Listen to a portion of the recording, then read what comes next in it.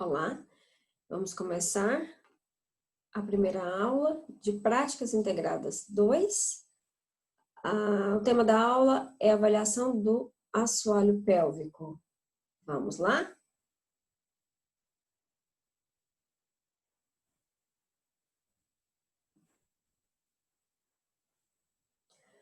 Podemos notar que agora todos os slides estão padronizados, com o tema, com a disciplina, para não nos perdermos, ficou bem mais didático e melhor para nossos estudos. E todos os slides vão ter referências ao final da aula utilizada, tá? Da matéria utilizada. Então, vamos lá. O tema da nossa aula é a avaliação funcional do assoalho pélvico. Os objetivos desta aula, ao final da aula, os alunos vão ter que avaliar funcionalmente o assoalho pélvico, nomear anatomicamente as estruturas que compõem o assoalho pélvico, saber a importância da avaliação do assoalho pélvico. Vamos lá. Então, como todas as disciplinas da fisioterapia, é necessário fazer uma avaliação fisioterapêutica nesta área da saúde da mulher, né? Então, a gente vai observar que os indivíduos com disfunções do assoalho pélvico, isso deve levar ao diagnóstico funcional, né? Então, quando o indivíduo perde função dessa musculatura, quando o indivíduo perde função da musculatura, ele vai perder a função que seja ela de evacuação, de micção e a função sexual. Além disso, a gente observa que para esse diagnóstico, nós estamos mantendo a condição de saúde quando se observa a funcionalidade, a avaliação fisioterapêutica eficaz, a gente está mantendo a condição de saúde desse paciente ativo. Então, vamos lá. Conforme a Classificação Internacional de Funcionalidade e Incapacidade de Saúde, a CIF, a gente observa que graus similares de deficiências estruturais e funcionais podem impactar de forma diferenciada a qualidade de vida dos indivíduos. O que seria isso? Dois indivíduos podem apresentar o mesmo diagnóstico fisioterapêutico, né? Que seria a incapacidade em segurar a urina aos esforços. Mas dois indivíduos com o mesmo diagnóstico, um consegue viver, fazer suas atividades de forma moderada, sem muito afetar a vida dele, né? O outro não. Para suas atividades de vida diária, o incomoda, né? Vem a ser um incômodo mesmo, e aí faz com que esse indivíduo não tenha qualidade de vida. Então, mesmo diagnóstico de incontinência urinária moderada, leve ou grave, pode impactar de forma diferente a vida do mesmo indivíduo, dependendo do que ele considere qualidade de vida, né? E aí a gente observa que o indivíduo que tem a sua qualidade de vida alterada, né, que ele tem essa perda da qualidade de vida, ele tende a buscar os novos tratamentos. E entre esses tratamentos, ele encontra na fisioterapia o principal, o tratamento de primeira linha em se tratando de incontinência urinária, tá? Então, graus similares de deficiências estruturais podem impactar de forma diferenciada a vida de dois indivíduos diferentes, tá? Devido ao que ele considera qualidade de vida, né? O idoso que não sai, não faz suas atividades de vida mais profissional, não tem atividade de vida diária, para ele tá tudo normal, né? E ele tem a mesma estrutura impactada, funcional, mas a forma com que ele lida é diferente para uma jovem, né, que quer viajar, quer realizar todos os seus sonhos, né? Então, às vezes, deficiências estruturais funcionais afetadas de forma igual vai impactar a qualidade de vida de forma diferente de dois indivíduos. Então, o que consiste na avaliação do assoalho pélvico, né? Então, a gente precisa avaliar as estruturas e suas funções, tá? Isso envolve sistema neuromusculoesquelético, né? O movimento que eu vou achar nesses músculos, nos músculos do assoalho pélvico, quando fazem a contração, tá? Preciso avaliar o impacto, preciso avaliar o sistema geniturinário, como está, odor, tônus, tá? E o sistema digestório. Por exemplo, evacua todos os dias? A paciente não evacuar todos os dias, isso vai impactar de forma direta na força do assoalho pélvico. Por quê? Se ela evacua de 3, né, de 2 em 2 dias, essas fezes estão mais impactadas e o indivíduo ou a mulher tem que fazer mais força.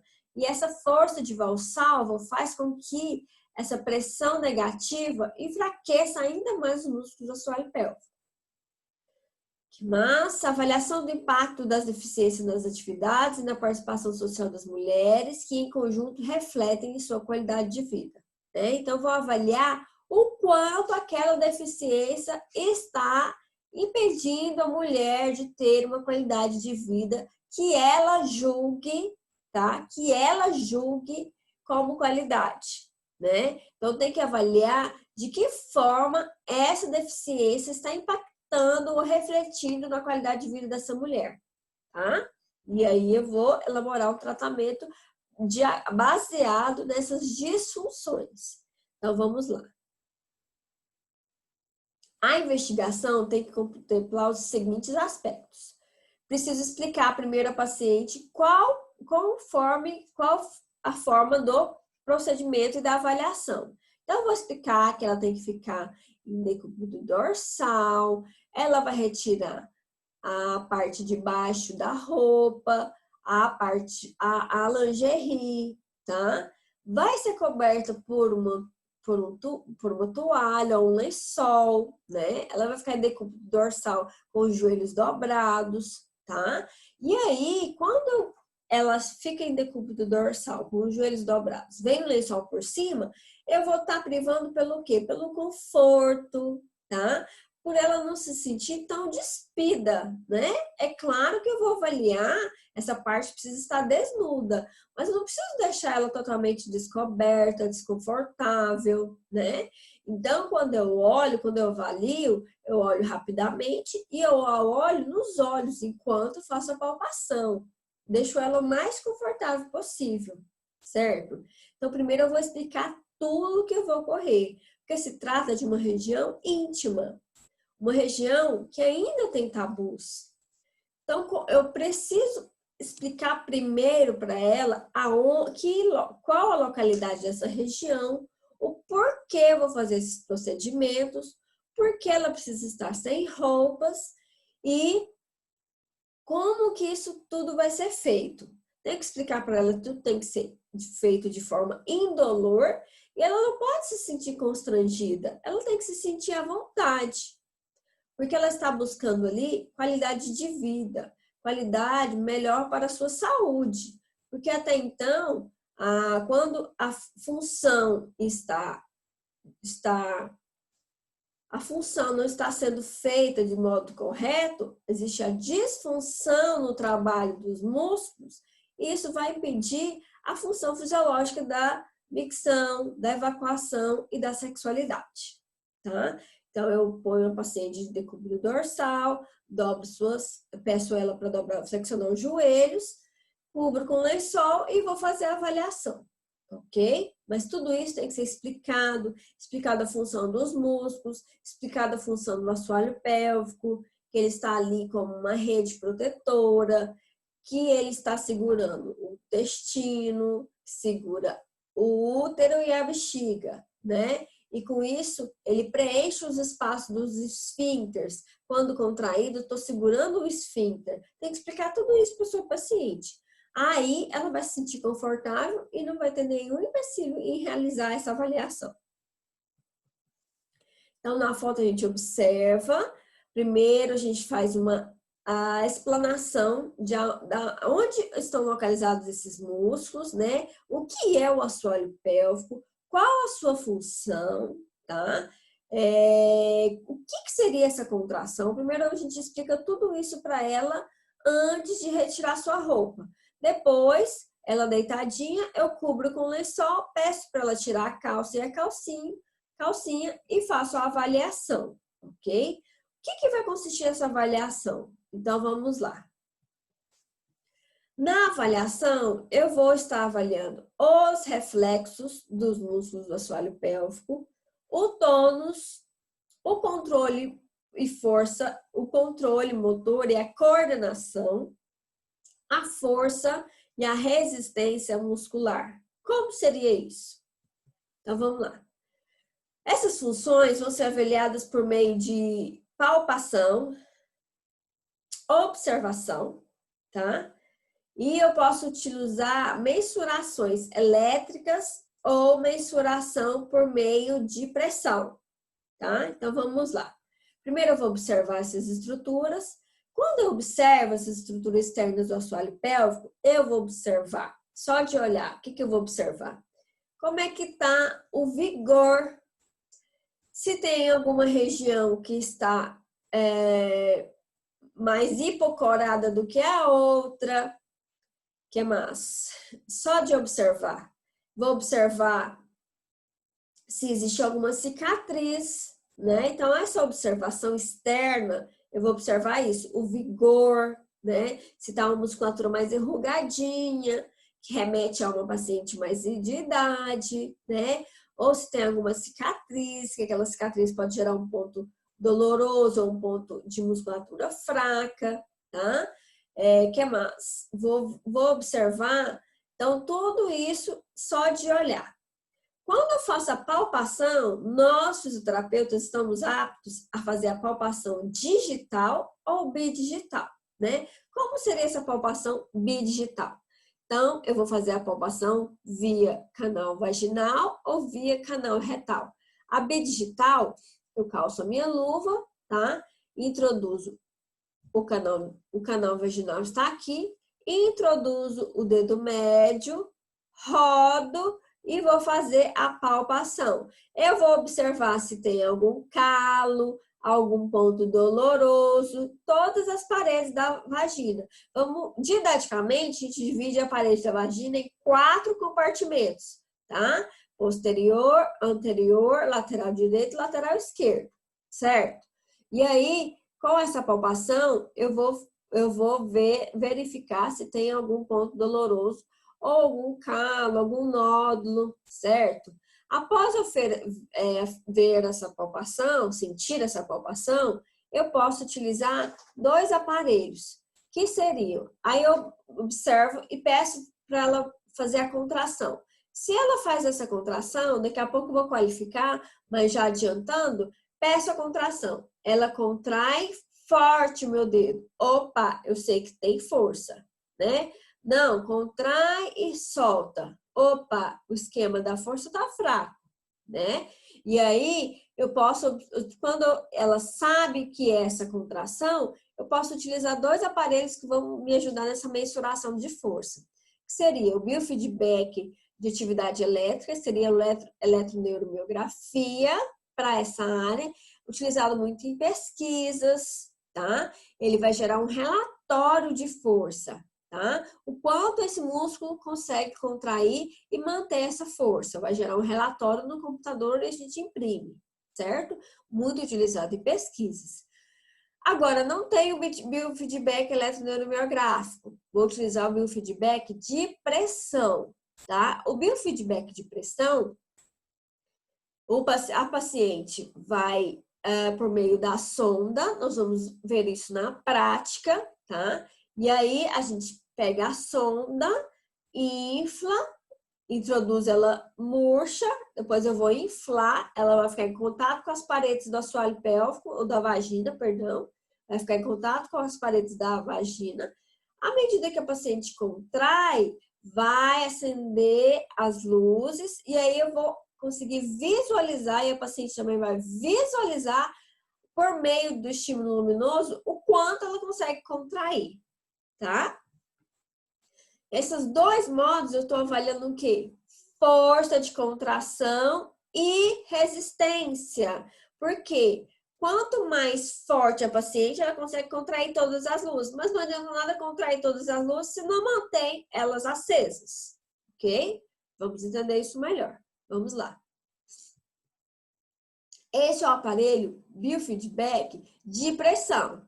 Tá vendo aqui? Aqui são os estímulos luminosos que vocês têm que acender. Introduz a sonda, infla a sonda e conforme os parâmetros ajustados, a paciente consegue acender todas essas luzes e manter. O ideal seria acender todas as luzes e manter por mais de 10 segundos essas luzes acesas. Esse é o biofeedback de pressão. Esse é o biofeedback eletroneuromiográfico. Por quê? Vamos ter dois tipos de sondas e aí as sondas vão detectar a corrente, a condução elétrica dos nervos do assoalho pélvico. E aí eu vou pedir contração e relaxamento, vou escolher o protocolo com que eu vou avaliar a força desses músculos, vou coletar o exame e consigo emitir relatórios de força para o paciente, ok? Também muito utilizado, tá? Um pouco mais caro. Um pouco não, mais caro. Muito mais caro, mas mais fidedigno, né? Eu consigo emitir relatórios visíveis e a paciente acompanha de forma mais compreensível seus resultados, ok? Muito utilizado também, tá? Então, dessas duas formas, eu consigo avaliar força e resistência da mesma forma, tá? Os dois parâmetros juntos. Então, vamos lá. Para isso, eu preciso ter avaliado primeiro os reflexos, tá? Os reflexos do meu canal vaginal, do meu assoalho pélvico, que a gente vai... Primeiramente, por que eu avalio o reflexo? Vocês sabem? Vocês lembram? Né? Porque eu preciso ver a perfeição dessa condução nervosa, né? Então, o estímulo está sendo levado lá para a medula, está vindo resposta dessa medula de forma eficaz, tá? Então, o reflexo ativo tem que estar íntegro, de acordo com o que eu faço o estímulo, é para ver se essa condução nervosa está ok, se esse músculo está conseguindo vir de forma ascendente e eferente, de forma eficaz essa condução nervosa, né? E para isso eu vou testar o reflexo bulbo-cavernoso e o reflexo anal, tá? Então vamos lá. Então, por meio de estímulos nessa região, eu preciso ver a integridade dessa inervação sacral. E eu testo esses dois reflexos, o anal e o bulbo cavernoso. Como seria isso? Vamos olhar a figura mais adiante. Ó, então, olha aqui, ó. Aqui eu tenho o clítoris, a uretra e a vagina. Então, próximo ao clítoris, ali, depois dos pequenos lábios, tem os grandes lábios, pequenos lábios. Então, eu vou fazer um estímulo ou com um cotonete ou com o meu dedo próximo do clítoris. Vou fazer um estímulo de baixo para cima, de forma rápida, próximo do clítoris, sem tocar o clítoris. Vou fazer um estímulo rápido e aí eu vou observar uma pequena contração do clítoris, tá? Então, é como se o clítoris fizesse um pequeno movimento, tá? Quer dizer, opa, reflexo bulbo cavernoso, ok. E no caso dos homens também testo? Sim, vou testar próximo do pênis. Então, eu pego o corpo do pênis, elevo, e ali abaixo do corpo do pênis, né? Tem o pênis, abaixo do corpo do pênis, eu vou fazer um estímulo também de baixo para cima, e aí eu vou observar uma pequena contração ali dos testículos, como se fosse uma pequena contração, como se o pênis fosse contrair, mas não contrai. Um pequeno movimento, tá? Reflexo bulbo cavernoso, ok. E o anal? Vou próximos às irrugações do ânus e faço um estímulo também de ascendente, de baixo para cima, tá? O ânus é como se fosse uma pequena contração, certo? Esses exames, então, são para verificar a condução nervosa, se está tudo ok, se não tem nenhuma nervação atingida por alguma cirurgia, né? Pacientes com lesão medular, ok? A gente vai ver se existe esse reflexo. E aí a gente vai ver a integridade, porque isso pode interferir no nosso tratamento, né? Porque eu preciso desses músculos íntegros para me fazer a eletroestimulação, para me estimular essa contração, ok? A avaliação do controle motor e da coordenação, como seria isso? Além de força, de resistência, o músculo precisa de coordenação. Tem que ser uma coisa voluntária essa contração. Então, quando o paciente precisa, quero fazer, sente a vontade, né? O reflexo vem, o reflexo da micção, e o paciente sente a vontade. Mas ele precisa ter total voluntariedade para fazer esse xixi, né? Ele precisa controlar, ele precisa ter coordenação, porque senão ele vai fazer xixi antes de sentar no vaso, tá? Então, o que seria essa ativação do controle motor e da coordenação? Então, seria a capacidade de ativar e relaxar esses músculos voluntariamente, né? A micção tem que ser uma coisa voluntária, só quando o paciente quer. Não pode perder a urina quando está de pé, quando o paciente está fazendo as suas atividades físicas, tá? Então, o ato de controlar, saber fazer essa contração de forma totalmente voluntária, quero contrair de maneira forte, quero contrair de maneira fraca. Isso é coordenação, isso é controle motor, tá? Como que eu observo isso? Então, eu vou pedir a capacidade, pode ser por meio da palpação bidigital, tá? A mulher ou o homem vai fazer nos meus dedos, no canal vaginal ou no canal anal, ou com o biofeedback. Então, eu introduzo a sonda e vou pedir, contrai, acende todas as luzes, contraindo, mantém contração, deixa cair as luzes até a metade, mantém essa contração, deixa apagar tudo. Isso tem que ser, ó, voluntário, né? Contrai meu dedo. Ah, contraiu forte. Agora solta, relaxa. Tem que relaxar na hora, tá? Se eu observar algum retardo desse comando, eu sei que falta o quê? Coordenação. Falta controle motor, certo? E a coordenação motora é um processo com que há sinergias musculares, né? Os músculos têm que agir conforme a voluntariedade do paciente, tá? E as atividades, para o desenvolvimento dessas atividades funcionais. Porque se não houver coordenação, ó, agora eu vou defecar, né? Então, preciso de sinergia para essa musculatura. É a musculatura anal que vai trabalhar, né? A não ser quando a gente fala de períodos que o paciente está com alterações como diarreia, né? Infecção intestinal, aí não controla, certo? Mas fora isso, eu preciso controlar quando eu solto gases, quando eu ora solto fezes, ora urino, certo? E aí, para isso, eu preciso medir essa coordenação e controle motor. Contrai quando eu quero, relaxa quando eu quero, ok? Pode ser pela palpação digital ou pode ser pelo biofeedback.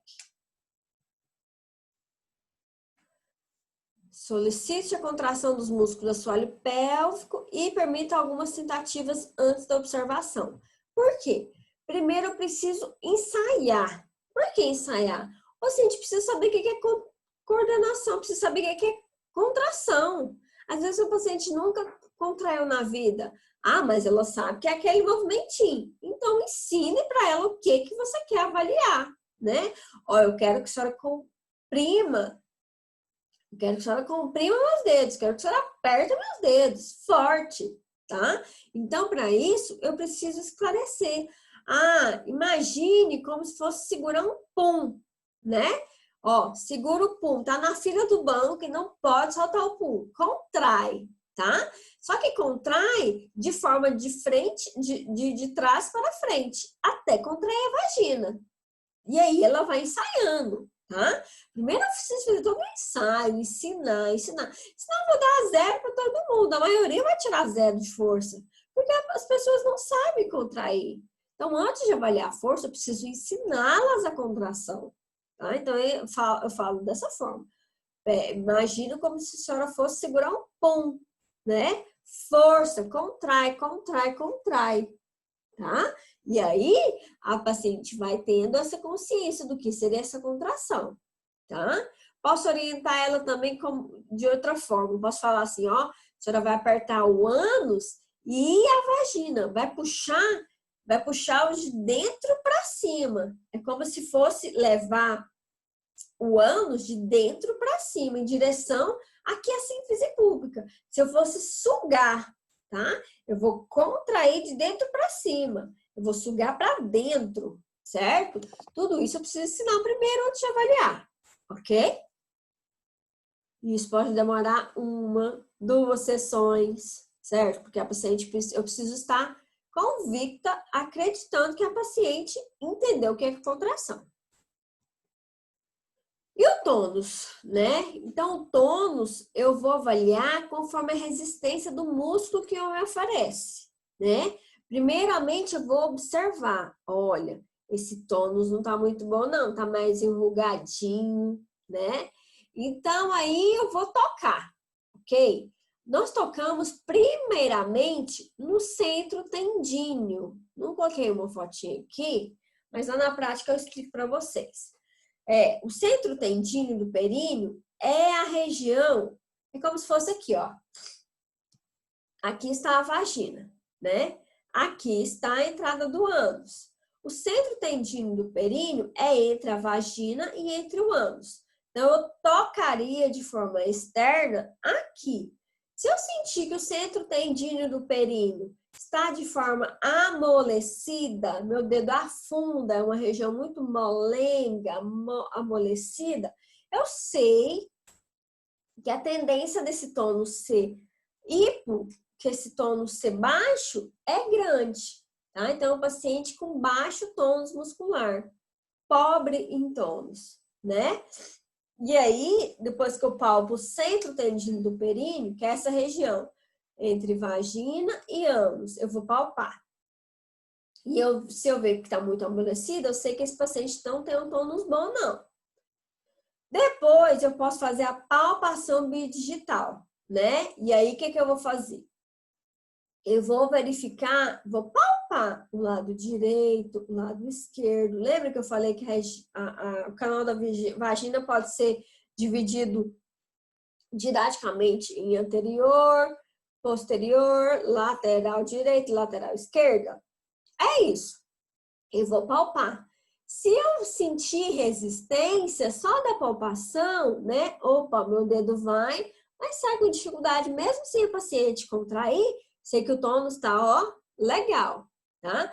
Agora, se eu observar na palpação do centro tendíneo, entre a vagina e entre o ânus, é aquela partezinha ali de fora, observar muito que está muito molengo. Quando eu palpo, sinto um buraquinho mais frouxo, alargado, eu sei que o tônus está baixo, certo? A fraqueza muscular nessa região. Então, eu tenho avaliação do tônus como se fosse uma hipotonia, tá? Eu tenho hipotonia. Mas eu posso encontrar mulheres também hipertônicas. Quando que eu encontro mulheres hipertônicas? É porque ela malha muito? Necessariamente, mulheres que fazem academia não têm assoalho pélvico forte, não. A não ser que ela tenha essa consciência de contrair junto com os exercícios. Muito difícil encontrar mulheres assim, tá? Eu vou ter hipertonia, geralmente, em disfunções sexuais, vaginismo, tá? Calos, nódulos mesmo nessa região. Então, eu sei que o tônus ali tá firme. Não consigo avaliar com o meu dedo de forma rápida, de forma fácil. É difícil a penetração. Então, às vezes tem e associado com dor, opa, hipertonia, tá? Tem que ser tratado também, ok? Então, a hipo seria essa fraqueza, essa hipotonia, essa dificuldade de manter contração, ok?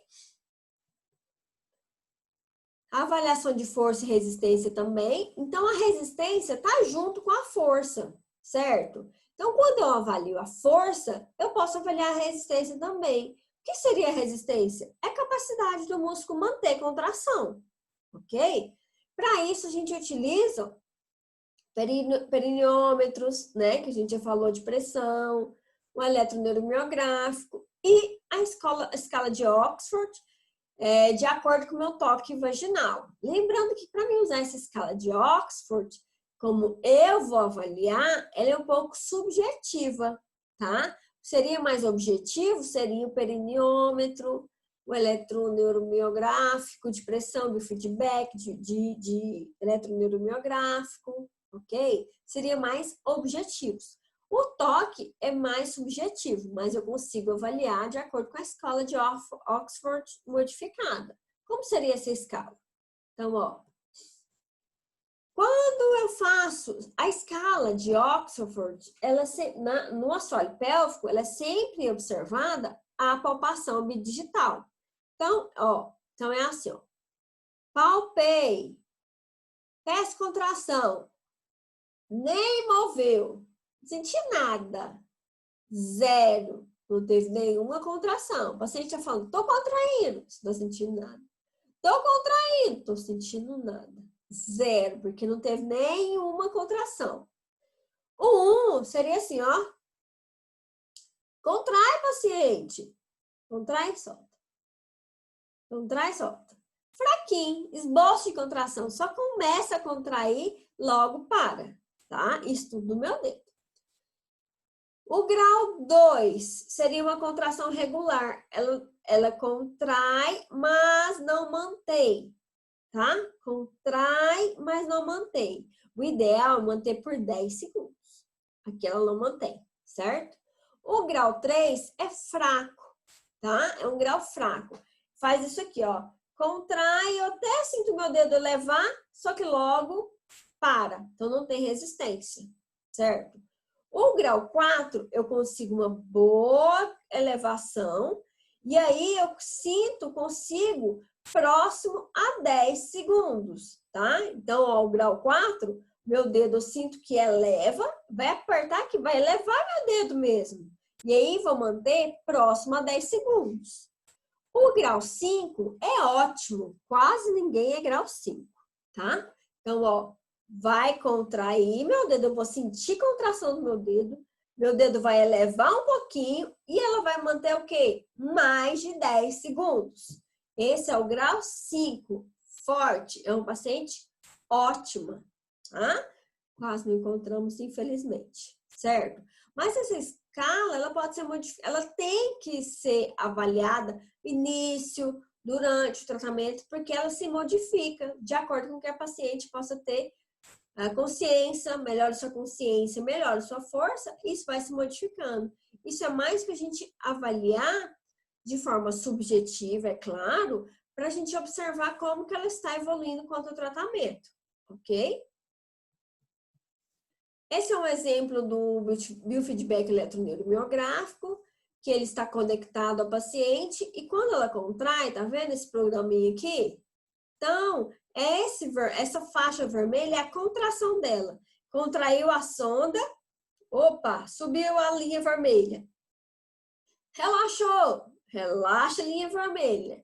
Contrai, contrai, e aí você pede para ela, ó, contrai acima do ápice dos prédios aqui, dos quadrados. Quando for nas flores, relaxa, tá? E aí você vai fazendo esse treino de contração com o paciente, ok? É muito interessante.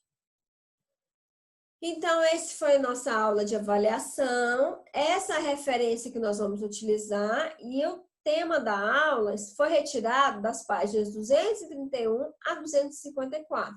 O livro é o da Elza Baratio, já falei para vocês, está na biblioteca virtual.